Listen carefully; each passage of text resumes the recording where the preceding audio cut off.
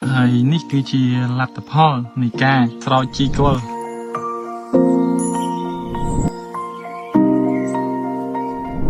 បាទសួស្តីពុកម៉ែបងប្អូន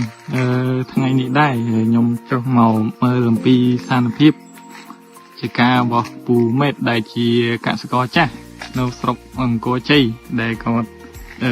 បានប្រើប្រាស់នៅផលិតផលរបស់ក្រុមហ៊ុនស្ដេចដំរីឃីវតាំងពីវគ្គជំរុះរហូតមកដល់ចេញផ្កាបានប៉ុណ្ណេះហើយនេះជាលទ្ធផលជាក់ស្ដែងនៃការប្រើប្រាស់ផលិតផលរបស់ក្រុមហ៊ុនស្ដេចដំរីឃីវដែលមានដំរីបាឡែនចំណុះ1លីត្របូកជាមួយនឹងស៊ុបពើខេចំណុះ1លីត្របូកជាមួយនឹងដំរីហ៊ុយមុចចំណុះ5លីត្រហើយ3មុខនេះគាត់លាយទឹកចំនួន1000លីត្រហើយធ្វើការស្រោច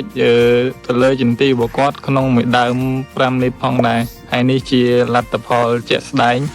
យើងអាចឃើញបានថាគុណភាពផ្កានិងត្រួយនៃពន្លកផ្កាថ្មីដែលមិនទាន់ហើបគឺវាមានការវិវត្តមកលឿនមែនទែនត្រឹមតែរយៈពេល1សប្តាហ៍តែប៉ុណ្ណោះ